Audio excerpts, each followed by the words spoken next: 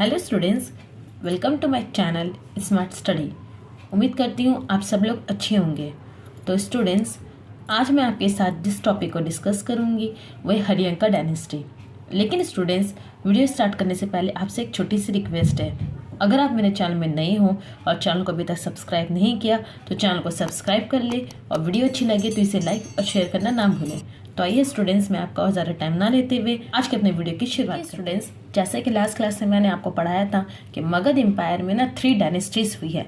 First one is Haryanka dynasty, second one is Shishunaga dynasty and third one is Nanda dynasty.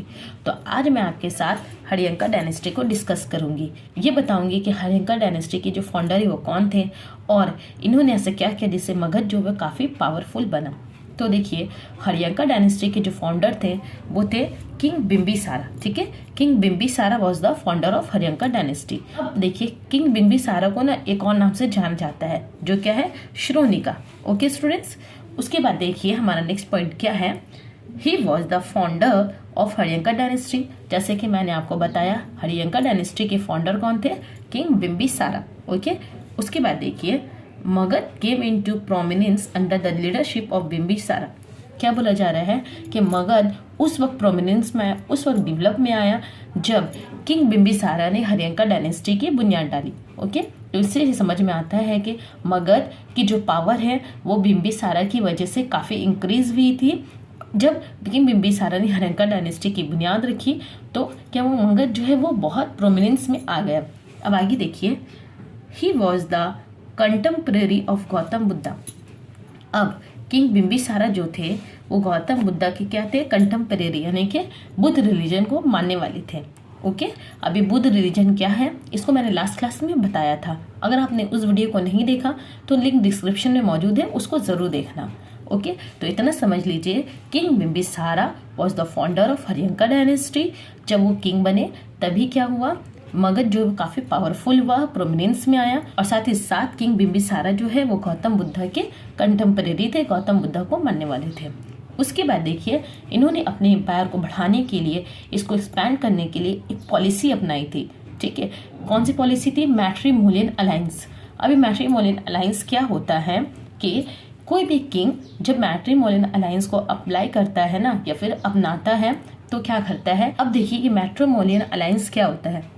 कोई भी king जब matrimonial alliance की policy को follow करता है तो वो क्या करता है कि कोई ताकतवर किंग है या फिर कोई नेबर में किंग है तो उसको क्या करता है, उसकी बेटी से, उसकी बहन से शादी का ऑफर देता है।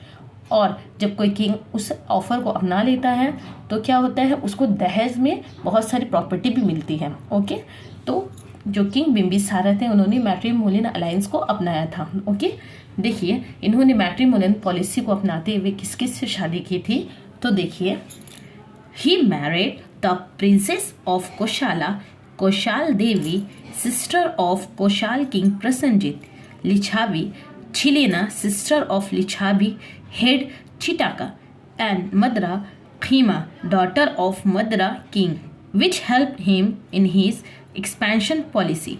क्या हुआ, देखिए जैसे कि मैंने आपको बताया, किंग बिंबिसारा ने अपने जो एम्पायर है उसकी एक्सपेंशन के लिए मैट्रिमोनियल अलायंस को अपनाया था।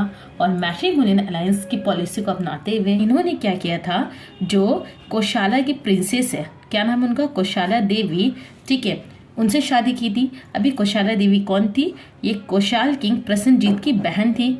इसके अलावा लिच्छावी की प्रिंसेस छिलीना से शादी की थी। छिलीना कौन थी, लिच्छावी हेड चिटाका की सिस्टर थी। और मदरा, ठीक है, मदरा की प्रिंसेस खीमा से शादी की थी। और ये खीमा कौन थी, डॉटर ऑफ मदरा किंग। ठीक है, अब देखिए जब इन्होंने प्रिंसेस से शादी की तो क्या हुआ, तो डाउरी के रूप में इन्हें बहुत सारी जगह मिली। ठीक है, जिससे क्या हो गया, इनकी एक्सपेंशन पॉलिसी जो है वो काफ़ी कामयाब हुई और मगध एम्पायर काफ़ी एक्सपैंड करने लग गया। उसके बाद आगे देखिए, ही कॉन्कर्ड अंगा, इन्होंने अंगा को भी कॉन्कर किया था, अंगा को भी जीता था। He was the first Indian king who had a regular and standing army. जो किंग बिंबिसारा है वो इंडिया के फर्स्ट किंग हैं जिनकी खुद की रेगुलर और स्टैंडिंग आर्मी थी। ओके स्टूडेंट्स, तो अभी हम लोगों ने किंग बिंबिसारा के बारे में पढ़ा। अब हम लोग अजातशत्रु के बारे में जानेंगे। अब स्टूडेंट्स, हम लोग किंग अजातशत्रु के बारे में पढ़ेंगे।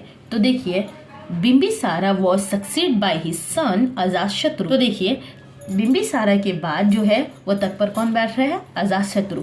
अब ये तख्त पर देखिए कैसे बैठ रहे हैं। Ajatashatru kill his father and seize the throne. Ajatashatru जो है वो तख्त पर बैठने के लिए अपने ही फादर का क्या कर देते हैं? खून करवा देते हैं, किल करवा देते हैं और थ्रोन पर बैठ जाते हैं। ठीक है, उसके बाद Ajatashatru followed a more aggressive policy. He gain complete control over Kashi and broke the earlier amicable relations by attacking his maternal uncle Prasannajit, the king of कोशाला।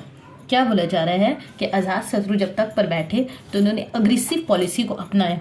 Aggressive policy क्या होता है कि अग्रेसिव पॉलिसी वो होता है कि जब कोई किंग इस पॉलिसी को अपनाता है तो वो सिर्फ ये ध्यान देता है कि इसकी एम्पायर कैसे एक्सपैंड करेगी, चाहे वो अच्छे से हो या फिर बुरे से हो। ठीक है, तो देखिए इसके जरिए क्या हुआ था, इनके जो अंकल है प्रसन्नजीत, ओके, इन्होंने क्या किया था, इनके फादर किंग बिम्बिसारा को काशी दिया था। काशी का पूरा इलाका नहीं दिया था, कुछ थोड़ा सा दिया था, लेकिन अजातशत्रु ने क्या किया, काशी के ऊपर पूरा अपना कंट्रोल कर लिया, जिसकी वजह से प्रसन्नजीत जो इनके अंकल थे उनके साथ जो ट्रीटी हुई थी वो टूट गई। ओके, अब आगे देखिए, the Vajji confidential was Ajatashatru next target of attack. अब जब वो काशी के ऊपर अटैक कर दिए, काशी को अपने कब्जे में ले लिए, अब उनकी ध्यान किस जगह में गई? वाजी। ठीक है, वाजी जो 16 महाजनपदास में से एक महाजनपदा है उसके ऊपर उसकी नजर गई। अब वो वाजी को मगध एम्पायर में क्या करना चाहते थे? शामिल करना चाहते थे। ओके, उसके बाद देखिए, this war was a lengthy one and traditional tales that after a long period of 16 years. Vajji को जीतने के लिए इन्हें काफी लंबी टाइम लगी थी, काफी लंबे समय लगा था, जो कितना था? 16 ईयर्स। 16 ईयर्स तक वाजी को जीतने के लिए ये वॉर करते रहे। उसके बाद इन्हें क्या हुआ? इन्हें फतह हासिल हुई। अब क्या हुआ? ये काशी और वैशाली जो है वो क्या हो गई? मगध एम्पायर के अंदर आ गई। वैशाली क्या है? वाजी की कैपिटल है। ओके स्टूडेंट्स, तो स्टूडेंट्स इस चीज़ को अच्छे से समझिए कि जो अजातशत्रु है उन्होंने अग्रेसिव पॉलिसी को अपनाया था। सबसे पहले इन्होंने पूरे काशी के ऊपर कंट्रोल किया था। चूंकि इनके जो फादर थे किंग बिम्बिसारा, इनको काशी का कुछ हिस्सा आज डॉवरी के रूप में मिली थी, लेकिन इन्होंने क्या किया? इन्होंने पूरे काशी पर कब्जा कर लिया। इनके जो मटरनल अंकल थे प्रसन्नजीत, इनके साथ जो ट्रीटी थी उसको तोड़ दिया। ओके, उसके बाद इन्होंने क्या किया? वाजी के ऊपर अटैक किया। वाजी को अटैक किया तो इनके साथ और वाजी के साथ जो लड़ाई थी वो 16 ईयर्स तक चली और लास्ट में क्या हो गया? वाजी की जो कैपिटल है वैशाली वो मगध में ऐड हो गई। ओके, अब आगे देखिए, he build the fort of Rajgir. तो स्टूडेंट्स देखिए, अब जो ये राजगीर जो फोर्ट है ना, जिसका नाम आप लोगों ने सुना होगा, इसे अजातशत्रु ने बनाया है। ओके, इस चीज़ को याद रखिएगा कि राजगीर जो है वो इसे अजातशत्रु ने बनाया है। अब आगे देखिए, अब हम लोग किंग उदयन की बात करें तो ये 460 BC में तख्त पर बैठते हैं, जो 440 BC तक थे। ओके, उसके बाद Ajatashatru was succeed by his son Udayan. Ajatashatru के बाद तख्त पर कौन बैठा? उदयन बैठा। का 460 BC से लेकर 440 BC तक था। Pataliputra the confluence of the Son and Ganges. क्या बोला जा रहा है? जो वो सिटी है पाटलिपुत्र सिटी, जो कहाँ है? सोन और गंगेस रिवर के कन्फ्लुएंस में है, उसे उदयन ने बनाया है। हमेशा याद रखिएगा, जो पाटलिपुत्र सिटी है उसे किंग उदयन ने बनाया है। ठीक है, जो हरियंका डायनेस्टी से बिलोंग करते हैं।